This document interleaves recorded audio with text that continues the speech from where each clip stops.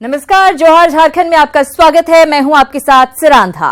लोकसभा चुनाव के 5वें चरण के लिए नामांकन की प्रक्रिया तेज हो गई है। 6 मई को होने वाली वोटिंग के लिए आज 3 दिग्गजों ने नॉमिनेशन किया। बीजेपी की ओर से संजय सेठ, कांग्रेस प्रत्याशी सुबोधकांत सहाय और निर्दलीय रामटहल चौधरी ने नामजदगी के पर्चे दाखिल किए। रांची के रण में 5 बार सांसद रह चुके रामटहल चौधरी के निर्दलीय मैदान में उतर जाने से ये मुकाबला अब दिलचस्प हो गया है। रांची के रण में दिग्गज, निर्दलीय मैदान में कूदे रामटहल। बीजेपी का खेल बिगाड़ेंगे रामटहल। रांची के रण में दिग्गज उतर चुके हैं। बीजेपी के संजय सेठ, कांग्रेस के सुबोधकांत सहाय और मौजूदा सांसद रामटहल चौधरी ने नॉमिनेशन फाइल किया। रामटहल चौधरी बीजेपी से बगावत कर निर्दलीय मैदान में कूदे हैं। रामटहल चौधरी के रांची के रण में उतर जाने से यहां की लड़ाई काफी दिलचस्प हो चुकी है।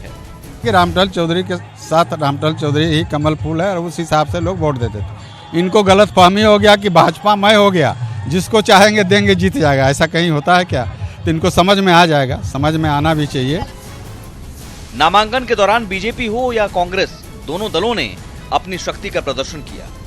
बीजेपी उम्मीदवार संजय सेठ के नॉमिनेशन में सीएम रघुवर दास, उनके कैबिनेट के सहयोगी और सहयोगी आजसू के सुप्रीमो सुदेश महतो मौजूद रहे।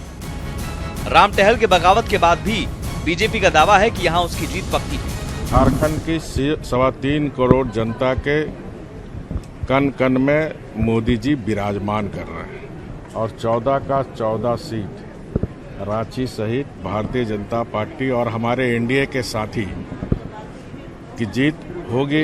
देश की जनता ने ठाना है अब की बार 400 के पार। और रही सुबोधकांत सहाय की, ये लड़ाई तो राष्ट्रवाद बनाम विघटनकारी शक्तियों के बीच में है। नामांकन के पहले दिग्गजों ने मंदिर में शीश नवाया तो सुबोधकांत सहाय ने दरगाह में मत्था टेका। इष्ट से आशीर्वाद लेकर दिग्गज अब पूरी तरह से चुनावी मैदान में उतर चुके हैं। नॉमिनेशन के बाद सुबोधकांत ने रोड शो कर अपनी शक्ति का प्रदर्शन किया। भाजपा के साथ यहाँ माहौल खराब करने का काम किया है, इसलिए ये लड़ाई भाजपा के अधिनायक बाद से है। उम्मीदवार इसका मतलब नहीं रखता है कहीं से गफलत में मर रहना। भाजपा के नायकबाज सत्ता और रघुवंश के तिकड़म और मोदी। झारखंड की हाई प्रोफाइल सीट रांची में 2 दशक से मुकाबला सुबोधकांत सहाय और रामटहल चौधरी के बीच होता रहा है। इस बार भी दोनों मैदान में हैं, लेकिन रामटहल चौधरी का सिंबल बदल चुका है। ऐसे में देखना दिलचस्प होगा कि इस बार यहां मैदान कौन मारता है। अमिता सिन्हा, उपेंद्र के साथ अजय लाल, न्यूज़ 18 रांची। तो रांची का मुकाबला बेहद दिलचस्प हो गया है। वहीं खूंटी, हजारीबाग और कोडरमा सीट पर दिग्गजों ने नामांकन आज दाखिल किया। बीजेपी प्रत्याशी अन्नपूर्णा देवी के नामांकन में सीएम रघुवर दास भी पहुंचे थे। वहीं निवर्तमान सांसद रविंद्र राय ने भी अन्नपूर्णा देवी को जिताने की जनता से अपील की।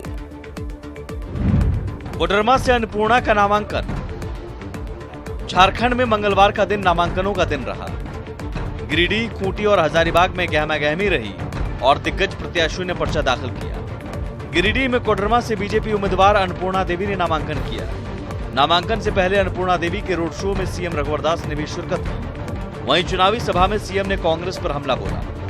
कोडरमा से निवर्तमान सांसद रविंद्र राय अन्नपूर्णा देवी के साथ रोड शो, चुनावी सभा और नामांकन के वक्त भी मौजूद रहे।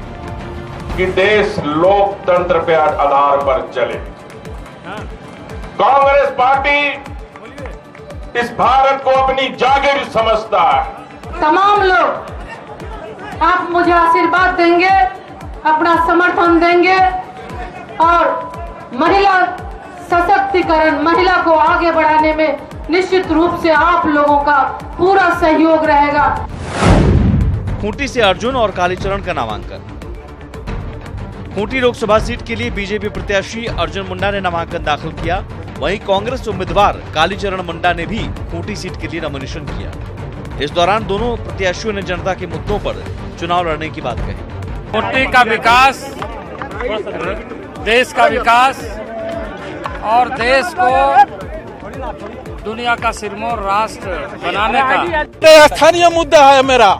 यहाँ के आदिवासी मूलवासियों के हित हक की लड़ाई लड़ूंगा मैं। हजारीबाग से भुवनेश्वर मेहता का नामांकन। हजारीबाग लोकसभा सीट के लिए सीपीआई उम्मीदवार भुवनेश्वर प्रसाद मेहता ने भी पर्चा दाखिल किया। भुवनेश्वर प्रसाद ने दावा किया है कि उनकी जीत हजारीबाग से पक्की है। भुवनेश्वर मेहता ने महागठबंधन के उम्मीदवार पर भी निशाना साधा। जनता की ताकत से हमने 2004 में जसवंत राव को हराया था, उसी जनता की ताकत से इस बार हम जयंत सिन्हा को हराए। अब आपकी लड़ाई किससे होगी? हमारी लड़ाई सीधे भाजपा से है। तमाम प्रत्याशी दावा तो जीत का ही कर रहे हैं, लेकिन जीत एक सीट पर किसी एक की ही होनी है और जीत किसकी होगी इसका फैसला जनता करेगी। न्यूज़ 18 के लिए ब्यूरो रिपोर्ट। और रांची समाहरणालय में आज बड़ा ही दिलचस्प देखने को मिला नजारा, जब सूबे के मुख्यमंत्री रघुवर दास और राम टहल चौधरी का आमना सामना हो गया। दरअसल मुख्यमंत्री रघुवर दास संजय सेठ के नामांकन में शामिल होने के लिए कलेक्ट्रेट पहुंचे थे। ठीक उसी वक्त बीजेपी से त्यागपत्र देकर निर्दलीय चुनाव लड़ रहे राम टहल चौधरी बाहर निकल रहे थे। दोनों नेता जब मिले तो अभिवादन हुआ और हाथ भी मिलाया। बाद में सीएम ने कहा कि राम टहल चौधरी कल भी बीजेपी के थे, आज भी बीजेपी के हैं और कल भी बीजेपी के ही रहेंगे। रामटल चौधरी जी हमारे लिए आदरणीय है, पूजनीय है। रामटल चौधरी आज भी है, कल भी, परसों भी हमारे साथ ही रहे। और सूबे के मुख्यमंत्री रघुवर दास ने आज एक बार फिर कांग्रेस को चोर कहा। सीएम ने कहा कि 55 सालों तक कांग्रेस देश को लूटती रही और आज मोदी को हटाने की बात कह रही है। सीएम ने कहा कि गठबंधन में शामिल लोग सिर्फ लूटने के लिए एकजुट हुए हैं। 55 साल तक के कांग्रेसी लोग, चोर लोग सिर्फ इस झारखंड को लूटा और इस झारखंड में 2004 और 2014 के बीच आप जानते हैं कोयला घोटाला झारखंड से में भी हुआ था। वो घोटालेबाज लोग आज राजनीति में उनको झारखंड की जनता धूल चुटाएगी। अब घोटालेबाज का राज की जनता, देश की जनता है। ये जो गठबंधन है, ये गठबंधन पहले भी थी, कोई नए गठबंधन नहीं है। और इस गठबंधन को हम देखें, गठबंधन का मतलब होता है गांठ बांधना। लेकिन एक गठबंधन सुबह गांठ बनता है, फिर शाम में गांठ खुल जाता है। ये कैसा गठबंधन है, ये राज्य की जनता देख रही है। उधर धनबाद से कीर्ति आजाद को टिकट देने पर पार्टी में घमासान मच गया है। पार्टी में विवाद लगातार बढ़ता ही जा रहा है। आज शाम को शिबू सोरेन के आवास पर चर्चा के लिए पहुंचे कीर्ति आजाद को ददई दुबे के समर्थकों के विरोध का सामना करना पड़ा। ददई समर्थकों के हंगामे को देखकर कांग्रेस कार्यकर्ताओं ने कीर्ति के समर्थन में नारे लगाए। दोनों पक्षों के हंगामे के कारण माहौल तनावपूर्ण हो गया। आरजेडी के युवा अध्यक्ष इम्तियाज खान ने भी धनबाद में गलत प्रत्याशी के चयन का आरोप लगाया। हंगामे के बाद जहां कांग्रेस जिलाध्यक्ष ने विरोध करने वालों के खिलाफ कार्रवाई करने की चेतावनी दी है, वहीं कीर्ति आजाद ने ऐसे किसी भी विरोध से फर्क नहीं पड़ने की बात कही है। आज तक हम उनको देखे नहीं हैं। अगर धनबाद क्षेत्र से देखते पुराना आदमी के तो पूरा लोग खुश था। इस पर हम लोग विरोध हैं कि कांग्रेस में एको वोट नहीं जाएगा। वो भाजपा से आनकर और कांग्रेस में टिकट ले लिए, तो क्या भाजपा के जिताना है कि कांग्रेस के जिताना है? बताइए, ऐसा होता है कहाँ? ऐसा नहीं होता। हम लोग सब विरोध, कांग्रेस के एको वोट नहीं जाएगा। ये आला कमान का जो डिसाइड हुआ है, जो हम लोग का कैंडिडेट दिए गए हैं कांग्रेस पार्टी से, इससे हम लोग अनखुश है। हम ही अनखुश नहीं है, पूरा जनता अनखुश है। समझ गए? हम लोग को माननीय राहुल गांधी जी बोले थे कि आप लोग को, आपके जनता के बीच कोई बाहरी कैंडिडेट, पैराशूट कैंडिडेट नहीं आएगा। 3 जगह पे 5 लोगों ने, वही 5 लोग थे, उन लोगों ने मुझे काला झंडा दिखाया। आज आपने बताया कि 25 लोग यहाँ पर थे जिन्होंने कि मेरा विरोध किया। क्या 25 लोग मतलब पूरा धनबाद हो गया? मैं केवल इतना जानना चाहता हूँ। 25 लोग लेकर आए, किन्हीं का निजी स्वार्थ है, वो इस प्रकार से कर रहे हैं, नहीं करना चाहिए। मैं तो केवल इतना कह सकता हूँ, अगर वो करना ही चाहते हैं विरोध, तो मेरा विरोध करके कोई फायदा नहीं है। मैं तो आ गया हूँ, मुझे तो यहाँ से टिकट मिल गया है। जिन लोगों ने दिया है उनका करें जाकर, मेरा विरोध करके क्या। और हजारीबाग लोकसभा के एनडीए प्रत्याशी जयंत सिन्हा ने आज रजरप्पा में जन चौपाल लगाया, जिसमें सरकार के कल्याणकारी योजनाओं पर चर्चा की गई और लोगों से ईमानदार छवि के लोगों को जीत दिलाने के लिए अपील की गई। उन्होंने जो काम किया है वो अद्भुत काम हुआ है। प्रधानमंत्री जी को सब लोग मानते हैं, प्रशंसा करते हैं कि देश का मान सम्मान और सुरक्षा में जो उन्होंने योगदान दिया है। गोड्डा लोकसभा के महागठबंधन प्रत्याशी प्रदीप यादव ग्रामीण इलाकों में जनसंपर्क अभियान चला रहे हैं। आज जरमुंडी विधानसभा क्षेत्र के बाराकोला समेत कई पंचायतों में महागठबंधन के प्रत्याशी ने अपने पक्ष में वोट की अपील की। इस मौके पर जरमुंडी विधानसभा क्षेत्र के कांग्रेस विधायक बादल पत्रलेख भी मौजूद रहे। प्रदीप यादव ने कहा कि उन्हें उम्मीद है कि इस बार जनता उन्हें एक मौका जरूर देगी। समर्थन मिल रहा है, हम एक एक दरवाजे में जा रहे हैं, एक एक गाँव में जा रहे हैं और प्रयास कर रहे हैं विगत 2 वर्षों से लगातार कि भाई सब गांवों तक हम पहुंचे और होगा, प्रयास होगा कि सभी तक पहुंच पाए और अधिक से अधिक वोट अपने पक्ष में कर पाए। इन सबके बीच नेता प्रतिपक्ष हेमंत सोरेन ने कहा है कि यह चुनाव महागठबंधन के लिए चुनाव नहीं जंग है। साहिबगंज पहुंचे हेमंत सोरेन ने कहा कि महागठबंधन की तैयारी पूरी पक्की है। इतना ही नहीं, उन्होंने कहा कि बीजेपी का संथाल परगना ही नहीं बल्कि 5 प्रमंडल में खाता तक नहीं खुलेगा। बीजेपी इसकी चिंता करे। महागठबंधन में सभी 14 लोकसभा सीटों पर जीत का दावा करते हुए हेमंत ने कहा कि इस जंग में हर हाल में जीत दर्ज करनी है। भारतीय जनता पार्टी संथाल परगना तो छोड़िए, इस राज्य के 5 प्रमंडल में अब वो अपना खाता खोल पाए, इस पर उनको ज्यादा चिंता करना चाहिए। कांग्रेस, जेएमएम, आरजेडी, जेबीएम के लोगों ने इस बात को सुनिश्चित किया है कि ये चुनाव नहीं एक जंग है। और झारखंड में तीसरे चरण के मतदान के लिए चुनावी प्रक्रिया आज से शुरू हो गई है। राज्य में 4 चरणों में होने वाले लोकसभा चुनाव के तीसरे चरण में 4 लोकसभा क्षेत्र गिरिडीह, धनबाद, जमशेदपुर और सिंहभूम शामिल हैं। यहां 12 मई को मतदान कराए जाएंगे। इन चारों सीटों के लिए नामांकन की प्रक्रिया आज से शुरू हो गई है, जो 23 अप्रैल तक चलेगी। 24 अप्रैल को नामांकन पत्रों की स्क्रूटनी होगी।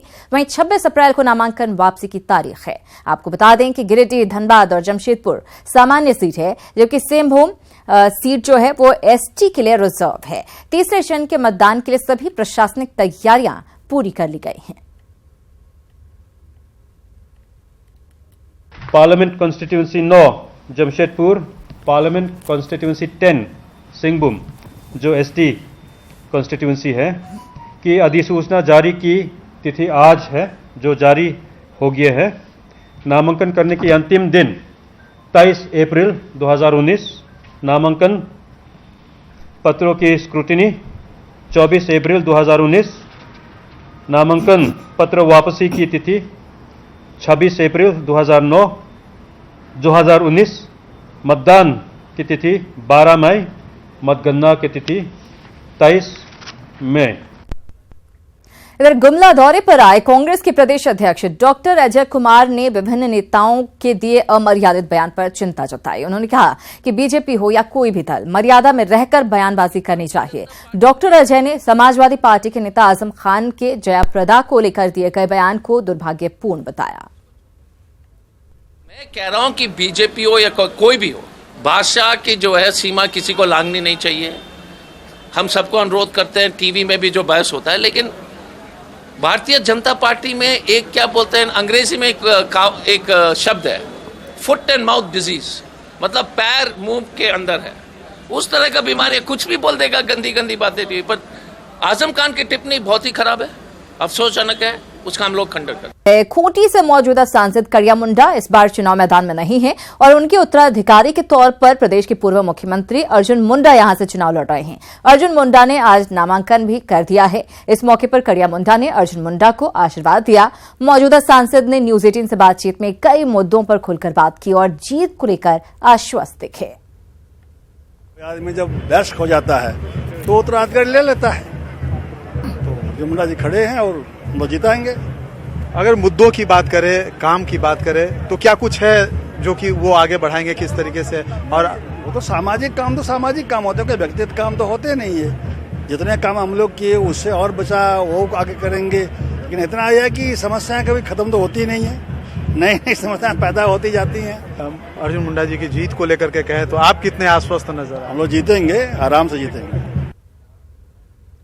वहीं लोहरदगा से बीजेपी प्रत्याशी और सांसद सुदर्शन भगत का आज रिपोर्ट कार्ड जारी कर दिया गया। इस दौरान बीजेपी प्रवक्ता प्रतुल शादर ने कहा कि सरकार ने नक्सलवाद के क्षेत्र में बेहतर काम किया है। उन्होंने कहा कि जो कांग्रेस हमेशा सरना कोड को लेकर सवाल खड़े करती थी, वो भी अब चुप हो गई है। उन्होंने कहा कि जनता को सुखदेव भगत से जवाब मांगने चाहिए कि उन्होंने क्षेत्र के लिए क्या किया है। नक्सली बैकफुट पे गए हैं। मुझे लगता है सबसे बड़ा अचीवमेंट हमारा है कि हम लोगों ने नक्सलियों की कमर तोड़ दी है।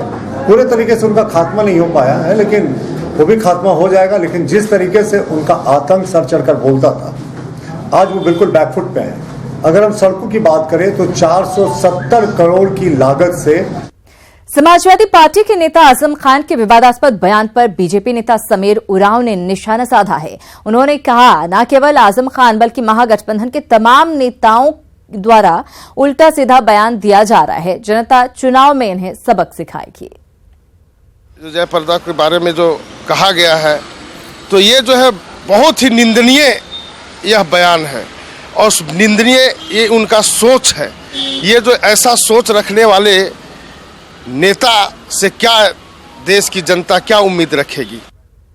खबर चाईबासा से, जहां नक्सली वारदातों और गिरिडीह में पुलिस नक्सली मुठभेड़ के बाद कोल्हान के तीनों जिलों पूर्वी सिंहभूम, पश्चिमी सिंहभूम और सरायकेला खरसावां में विशेष सतर्कता बरती जा रही है। इसी को लेकर आज कोल्हान डीआईजी कुलदीप द्विवेदी ने पूर्वी सिंहभूम जिला पुलिस और सीआरपीएफ के अधिकारियों के साथ बैठक की, जिसमें नक्सली गतिविधियों को लेकर चल रही तैयारियों का जायजा लिया गया। बैठक के बाद डीआईजी ने कहा, सुरक्षा बलों को नक्सलियों के खिलाफ मूवमेंट और एक्सप्लोसिव के बारे में जानकारी दी जा रही है।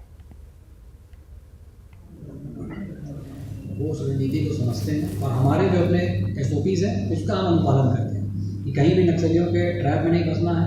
और जहां हमें इंफॉर्मेशन मिलती है उनकी, जहां पर उनकी प्रेजेंस की हमको जानकारी मिलती है, तो एक बढ़िया अभियान चलाना है और उनको मुंहतोड़ जवाब देना है। मुझे पूरा विश्वास है कि पूरी जो हमारी टीम है किसी भी प्रकार के उनके मंसूबा पर पानी फेर देगी और बहुत ही शांतिपूर्वक और सुरक्षित माहौल में मतदान